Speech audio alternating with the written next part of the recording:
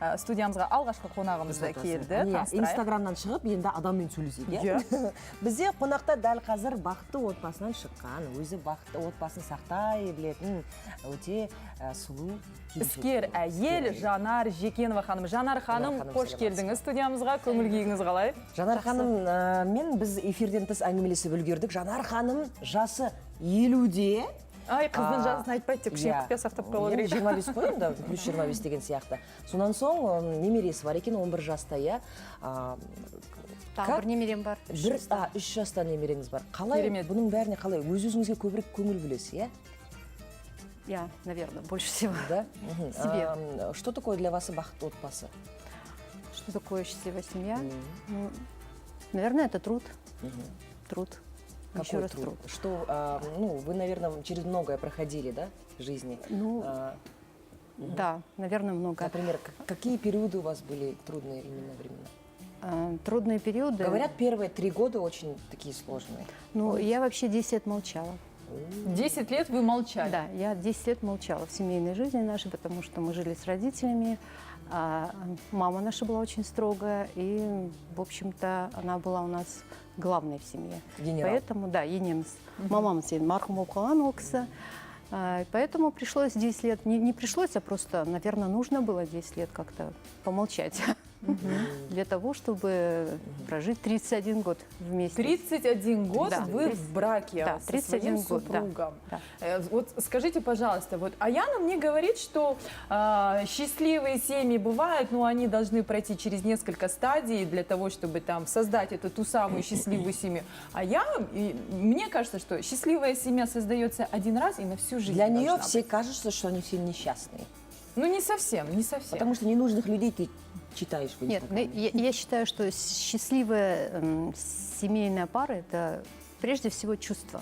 Да. Вот лично для меня, вот Бог мне подарил это чувство как любовь, которая мне 31 год помогает. То есть я влюбилась в этого человека, и все, я его люблю. И эти чувства, они мне помогают просто проходить все эти трудности, которые бывают. А они есть. Но все-таки чувства же угасают. Да, в отношениях говорится, кто-то любит, а второй позволяет. Нет, у меня вот как-то они не угасают. Взаимно у вас? Да, взаимно. Ну и, конечно, мой супруг мне каждый день не говорит, что он меня любит. Не говорит? Нет, каждый день вот это не говорит. И вообще он очень редко. Проявляет действия? Он очень редко это говорит. Но я это чувствую, что он меня любит. Поэтому как бы мы живем, наверное, 31 год. И будем дальше жить. Надеюсь. Значит, вот чтобы гармонию сохранить в семье, основная ответственность на ком? На женщине или на мужчине все-таки? Ну, на обоих. И мужчина, и женщина, они ответственны. Если они вот сошлись, соединились, они оба несут ответственность. И мужчина, и женщина. И, естественно, все члены семьи. Вот если, вот, допустим, у нас была семья, состояла из родителей. Были с нами и родители. То есть, жили с родителями? Да, жили с родителями 20 лет вместе. Вот, и поэтому они тоже несли какую-то ответственность. И благодаря им, наверное, в общем-то, я как счастливая женщина состоялась. Наверное, все-таки мудрости его мамы. То есть она и она меня сделала, наверное. Я так считаю. Ваша вторая мама, да? Ну, Енешка. Да, моя Енешка, да. Ну, мы как бы Енешка Демимистейна, мама она всегда была мне мамой, потому что моя мама умерла, когда мне было 17 лет. Ее звали Сара, и мою Енешку звали Сара. И, в общем, в итоге получилось... Это судьба. И получилось так, что она стала моей мамой. И вот когда она умерла, через сколько-то, года 10 лет назад, я, в общем-то, не ожидала, что я буду так сильно переживать. А оказалось, все-таки я с ней больше прожила даже, чем со своей мамой. То есть она вас научила многому? Да. Ту сознательную. То есть детство это было детство как бы с мамой, да, а именно вот эта взрослая сознательная жизнь и всему, чему сейчас, как бы, то, что я сейчас знаю, это вот благодаря ей, скорее всего. И она меня научила. Расскажите, вот семьям, которые действительно только-только создали, қандай кеңес бересіз, чтобы сохранить семью, особенно женщинам? Женщинам, молодым девушкам я советую, в общем-то, терпение. Терпение. Сейчас же нынешняя молодежь, она нетерпеливая. Да, она сейчас нетерпеливая. Терпение, қазақша айтады ғой, сабырлық, да? Вот сабырлық. Досчитать до 10. Все через сабр. Да, все через сабырлық. И я думаю, уважение должно быть обязательно к старшим. Мужу. К мужу и, естественно, к старшим. Вот я так думаю, не зря же говорят казахтар айтады, баланың, ну вот рай это в ногах у матери. Да? Вот это действительно, если ты уважаешь старших, то у тебя все это как бонус. Потом, вот, то есть мы вот прожили с мужем, со своими родителями, уважали, ну, во всех отношениях. Все, что они говорили, для нас был закон. Хотя, может быть, где-то мы, может быть, и не хотели, может быть, что-то там и было такое. Но мы все-таки принимали, ну, их решение было главным всегда. И, наверное, сейчас это вот, сейчас вот получаем мы, ну, дивиденды. То есть, получается, жизнь бумеранг, все вернется. Да. Жанар, ну, сейчас надо об этом открыто, в принципе, заявлять. Очень много счастливых семей для галочки. Они показывают, как они счастливы живут, что у них Why все not? прекрасно, все замечательно. Но на самом деле есть огромные проблемы и пробелы во внутренних отношениях. Но мы об этом прекрасно знаем, допустим. Вот как реагировать или вообще, насколько это правильно сохранять такую тенденцию и пускать ее в массы? Енді отбасы болғаннан кейін ыдыс-аяқ сылдырламай қоймайды, иә? Ну, вы имеете в виду информировать общественность о своей счастливой жизни, да? Да. Искусственной, да? Да. Ну, я не знаю, у меня, например, нет Инстаграма, да, поэтому я не пользуюсь этим. Вы без соцсетей прекрасно, Да, счастливо да, живете, да, вы да, полны. да. То есть счастье для меня это внутри моей семьи. Вот я счастлива там, и все. А как бы общественность, если захочет увидеть, мое счастье увидит, захочет увидеть что-то другое, увидит что-то другое. Поэтому я не думаю, что это обязательно. Бәрекелді. Аяна, да, осы обязательно. ретте, я менің айтқаным осы болған, Жанар ханым менің сөзімді дәлелдеп отыр. Счастье любит тишину.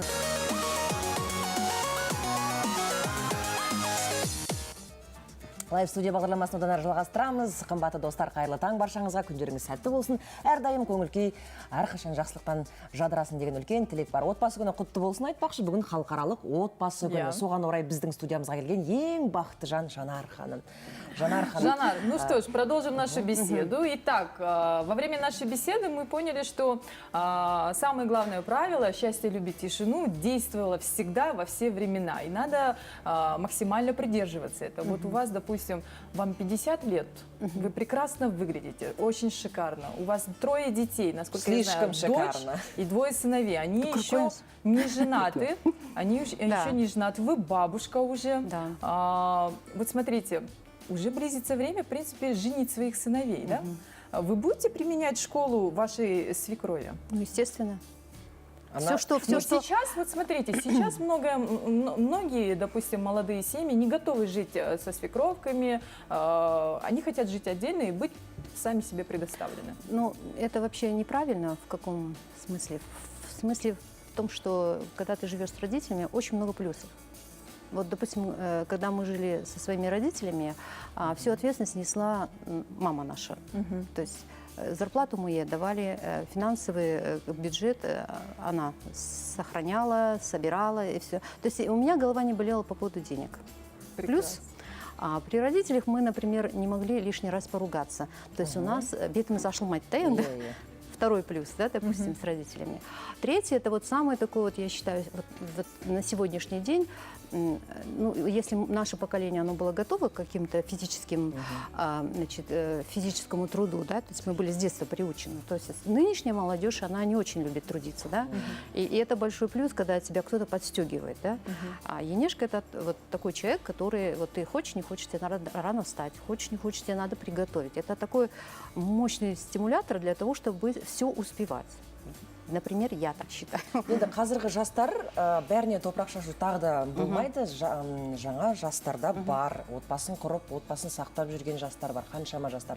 Бірақ кейбір отбасылар сол отбасын қалай сақтап қалу керек екенін білмей жатады. Енді Жанар, сіздің тәжірибеңіз мол адам болғаннан кейін сіз айтыңызшы, бұрынғы сол бала кезіңіздегі, жас кезіңіздегі сезімдерді осы күнге дейін сақтап қалудың сыры неде?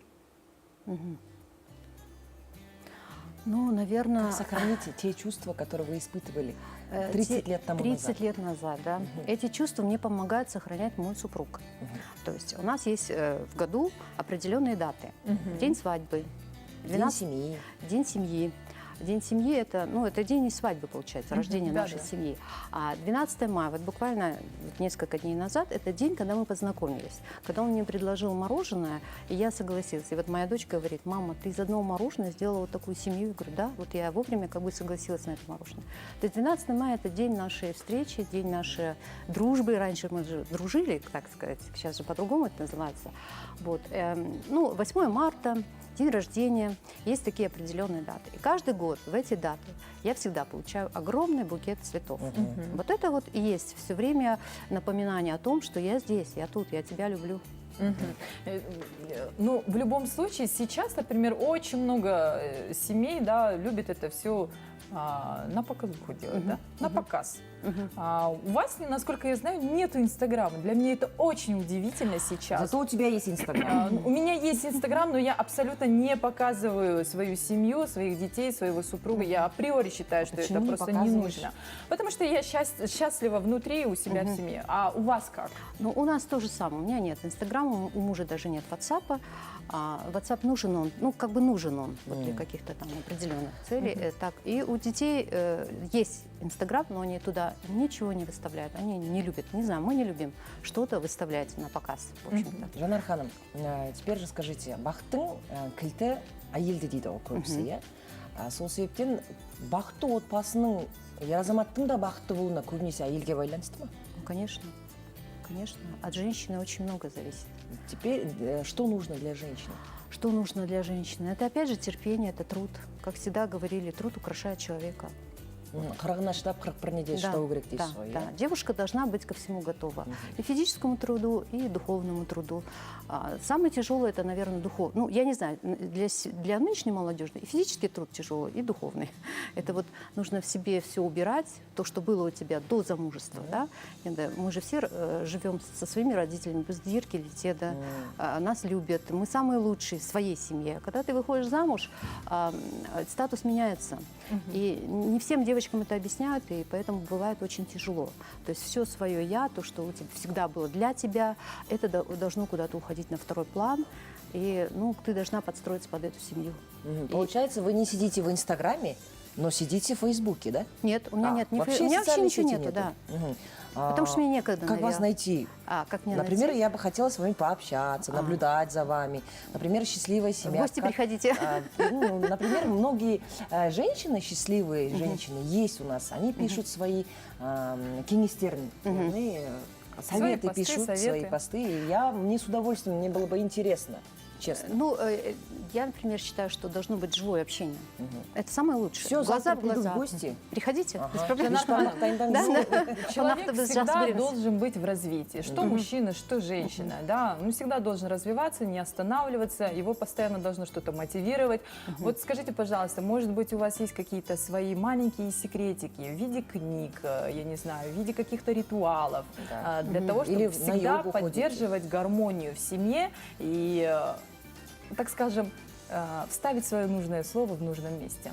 Нет, я, конечно, всегда вставляю свое нужное слово в нужное место. Вообще женщина должна чувствовать, понимаете, она как рыба. Видит опасность, там, должна раз и уйти.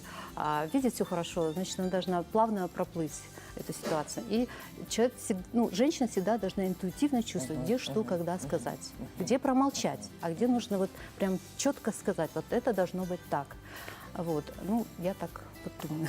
Вот, бұл қорытынды Жанар ханыммен сұхбаттасқаннан кейін мен бір тұжырымға келдім. Хотите узнать, что такое счастье, да? Или счастливая семья, кто они такие? Приходите в гости к Жанаре. Да. Жанна, Приходите. спасибо Адрес. огромное. Вы очень интересная женщина, вы очень интересная личность. Нам очень было хотя бы немножечко приоткрыть занавеску вашей семейной жизни, хотя все-таки Секрет должен быть внутри. Да, мне кажется, что все самое интересное, оно где-то у вас там, в вашей семье. И пусть оно всегда остается вот в этой вот оболочке. И у вас Спасибо. прекрасная прическа, супер прическа. Спасибо вам огромное.